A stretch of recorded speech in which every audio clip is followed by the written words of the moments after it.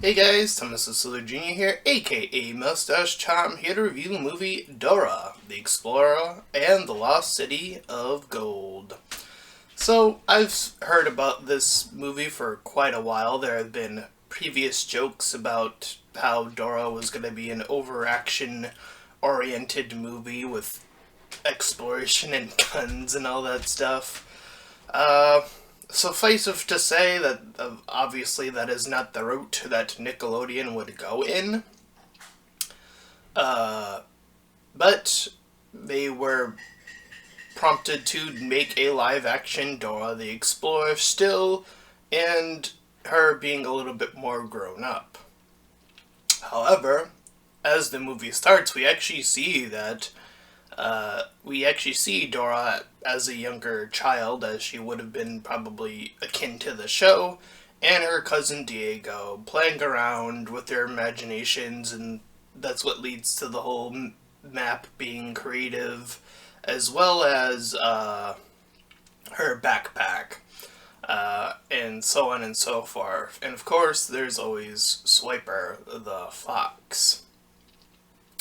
Of course, he's in this live action adaptation a more CGI oriented looking fox, but we'll get to that in a little bit. So, we see that Diego is getting ready to leave to go towards the city. Now, in the show, to be fair, to give this movie some credit, there is a point in the later adventures of Dora where they start to have her grow up and literally go into the city. So having a movie explore that, how explore that with her growing up, and then her parents trying to get her to go into the city, does make a little bit of sense. This is, of course, after she tried to explore her way into a cave based on, I forget the Spanish term they use. But it's akin to the Lost City of Gold, what they're looking for here. At any rate, Dora ends up in the city as well. She ends up being the outcast, the awkward girl, but she doesn't seem to mind all that much. She's very open, very kind, all that sort of stuff, and she's very intelligent as well. Leading to her to having a very other smart rival, this other female, I believe her name, I wrote it in my notes somewhere, but I didn't have it, so I'll just say her female friend for the purposes of not having any more severe lag, hopefully, fingers crossed. But nonetheless, she does re-bump into Diego, and he has grown up into this guy who doesn't seem to want to be associated with her in terms of high school, and just like, you're gonna embarrass me and stuff like that. But everything that ends up happening ends up working against that, including but not limited to one dance where Dora feels very prompted to dance. Well, that is a very Dora-esque thing to want to do. There is songs in this as well, including the very obvious "On the Map" and "Backpack" song as well. They're both featured in this movie. But she starts dancing like various animals, and the students around her are laughing at her. But she doesn't seem to mind too much, except for after the fact where where she tries to explain to Diego what was going on, and then even having him sort of like put her down in a way. So she feels a little bad. She tries to talk to her grandma, because that's who she's living with currently. So after that, they, after like a day or something, or something like that, they get ready for this field trip, everyone, and everyone is assigned on this field trip to like do some sort of photography assignment for like credit or something. Nonetheless, Dora is teamed with, of course, Diego, this female girl, and this awkward boy character, um, this young lad who's, again, very akin to Dora, but just an awkward version guy character. Again, I wrote his name as well, but I don't have my notes on me, so I'm trying to remember this off the top of my head right now. At any rate, the four of them are gained access to this lower level where they can, like, I guess technically cheat, quote unquote, but they don't know that. Nonetheless, they get separated from Dora. Dora gets captured by these three individuals, three of which worked with this little area, who happen to also be a part of this mercenary group of bad guys.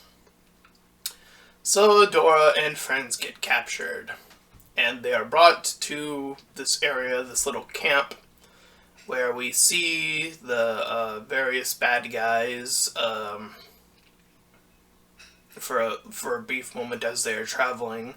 Swiper is with them, by the way, so he's working with mercenaries, which is a whole different thing for Swiper now. Like, I guess that's an interesting development, to say the very least. And again, Swiper's CGI, but I think Swiper looks fine. Insert obvious furry joke here. I'm a furry. Anyway, Swiper looks fine in CGI.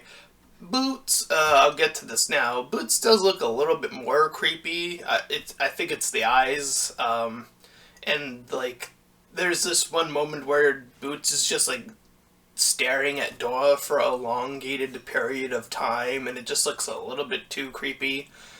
They're a bit too big. I think just like a few inches smaller, just a few, would have done it. It's very akin. It's I don't know. I want to say it's in between like a better version of like a Sonic thing and like worse than the Pokemon thing. Like, it's in between that in terms of the CGI for Boots. It's a little awkward to look at, especially for long periods of time. As I explained, there's this scene where Boots is just sort of staring at Dora for a while.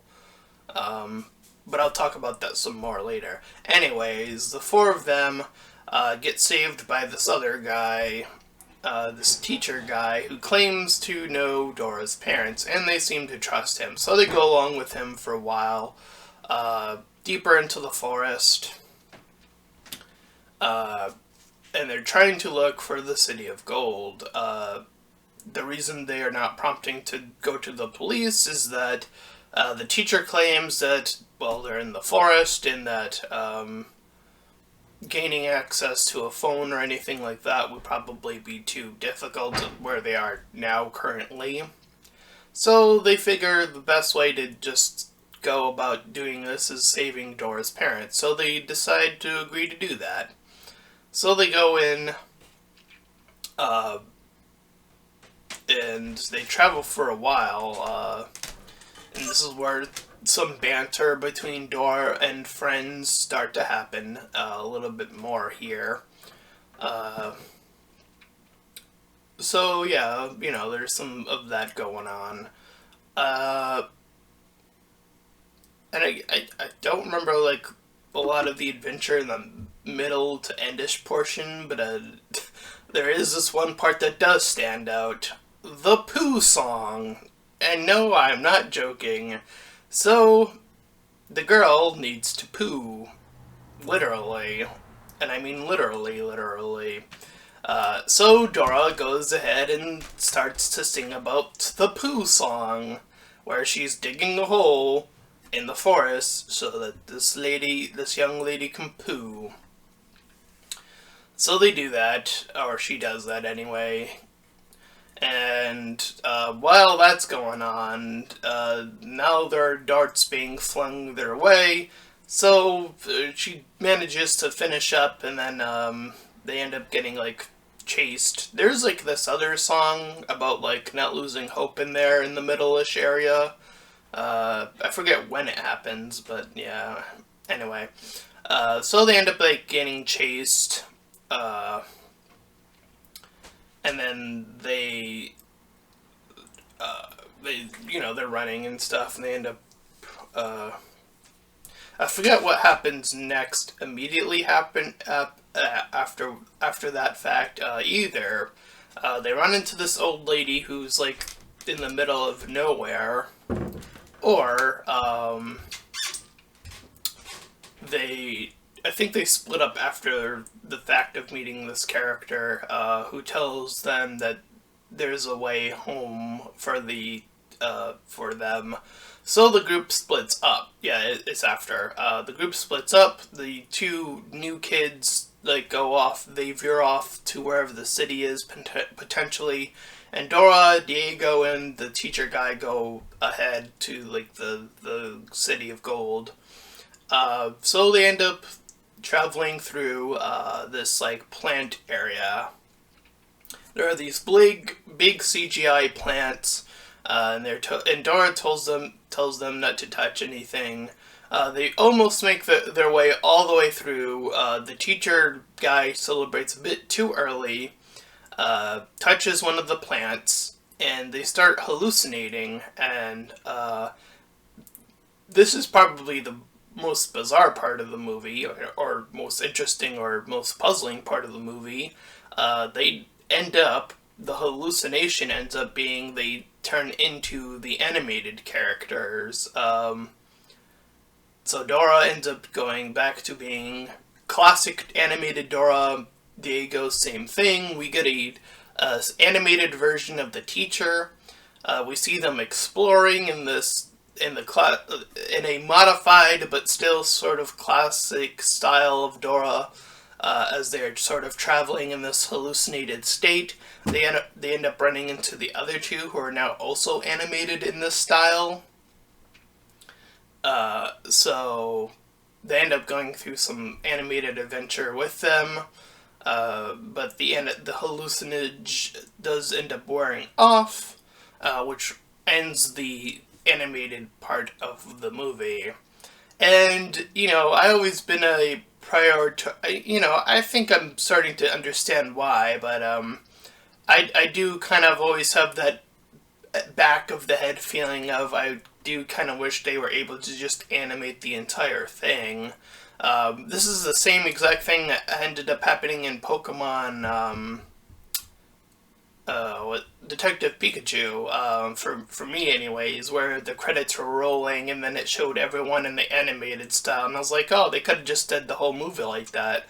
And, there's always the question of would that have taken more money than the CGI, and I don't know. In terms of that, again, there's CGI here, so the same question I suppose still stands. Would it being animated cost more than the CGI? Probably. I'm gonna take a wild guess and say yeah, probably. So yeah, they do get a little moment at the very minimum of that, and it does go on for a bit, which I'm actually a little bit glad of at the same time that it did. So yeah, there is that. So yeah, they end up traveling and regrouping after the other two find out that this old lady is like this apparent like bad lady or part of the people that were throwing the darts. So they reunite, and they start to run further into the forest, and then they end up like in this like little tunnel area where they shoot out in this like little secret alcove part of the forest, and They reunite with the parents, and at this point, the teacher guy decides that this is the perfect opportunity to reveal that he is indeed the bad guy, the main bad guy. Pretty obvious setup here. There is another bit I would like to talk about before I get more into the obvious villain bad guy. I forget where this happens in the movie, but the characters get caught in quicksand, and all of the characters do, which is something you normally don't see in shows. Usually when it's quicksand, there's usually always that one character that is outside to help everyone. Not in this case. Everyone ends up in the quicksand.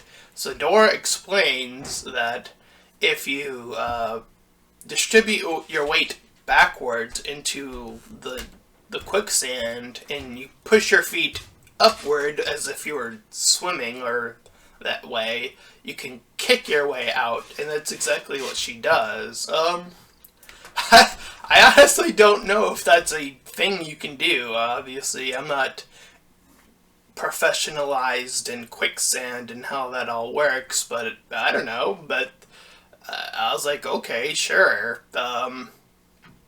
At least for the purpose of the movie, I'm like, okay, fine, that works. So they end up helping each other. The teacher guy at that point was so good, quote unquote.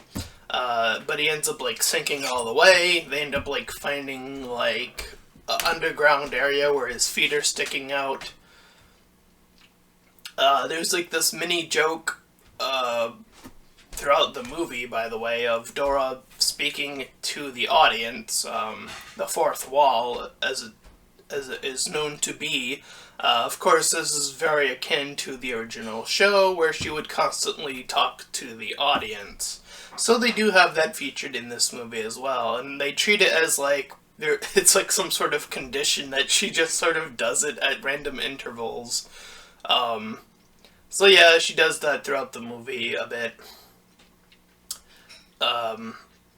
And the other bit I would like to talk about before I continue on throughout the movie is Diego having a crush on this other girl, the other smart but sort of girl.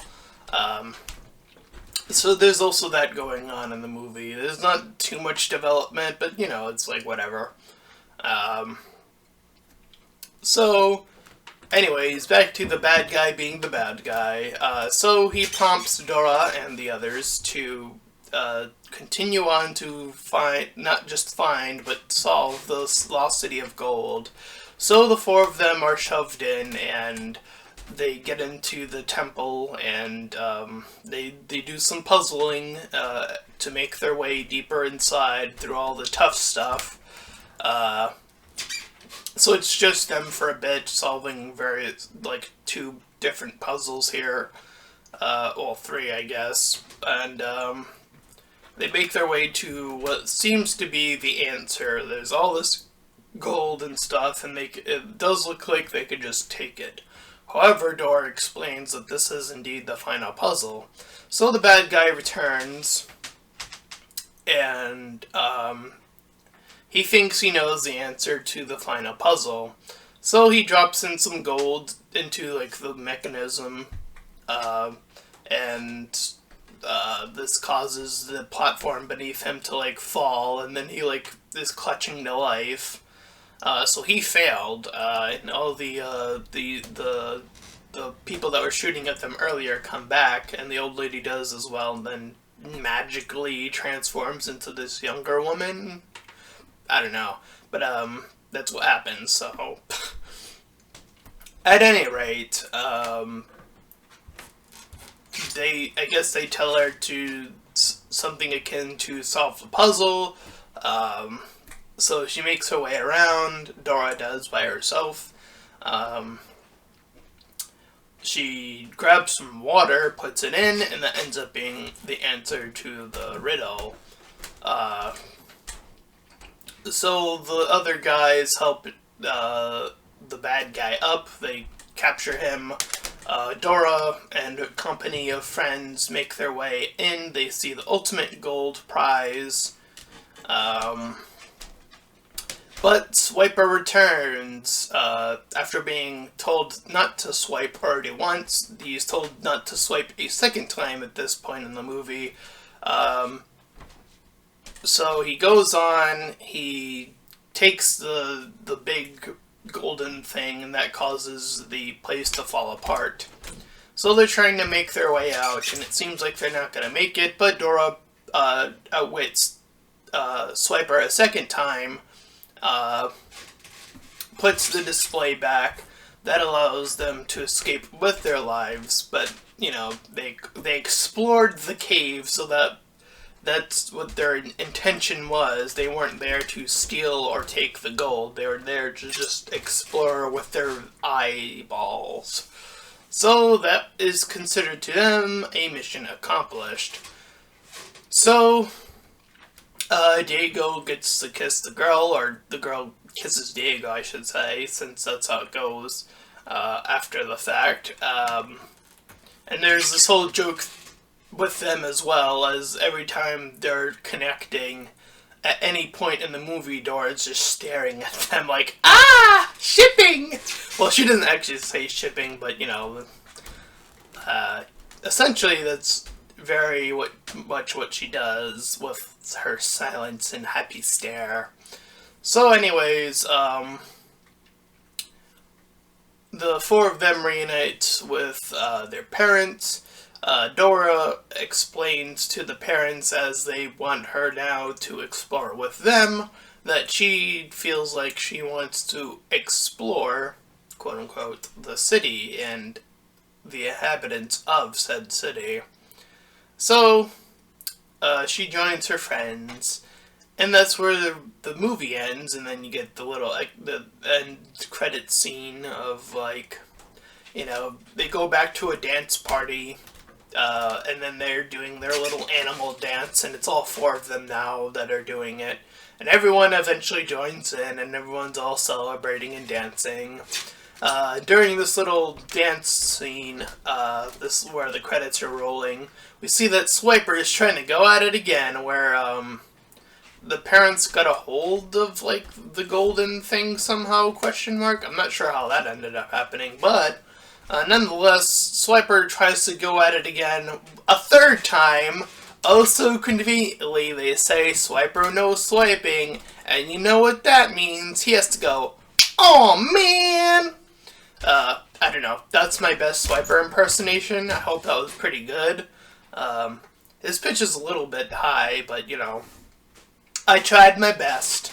Anyways, that's where the movie ends, and, you know, for a show that was dedicated to kids, and teaching them basic Spanish, I thought this movie was fine. There are obvious moments where they're speaking Spanish to each other.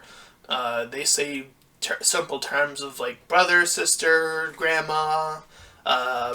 They say certain sentences in Spanish. There's this other language that Dora just ends up speaking towards the end, where I was talking about, where she's talking to that lady twice. So yeah, there's stuff like that. You know, so there's, you know, the basics. Dora never covered poo, so that is probably the most unfortunate part of the movie, is, like, they had to resort to poop jokes. And, you know, it's blah. It does go on for a bit. You know, and you know, whatever. I wouldn't say it ruins the entire movie. It's just a kind of a slightly drawn out scene. Other than that, the only other thing I mentioned that, you know, I had any issue with is, again, Boots just sort of kind of looking a little bit more creepier. And there is that joke, as I mentioned, when the whole Boots is staring at Dora thing, and then she had fallen previously, so we hear Boots talk, and he has a very, I guess, gruffer voice, or more adult, like, he doesn't sound like a little young Boots, not in the slightest. So that definitely catches Dora off guard. She tries to explain it, ends up not being a real thing, obviously. So, there's some humor here.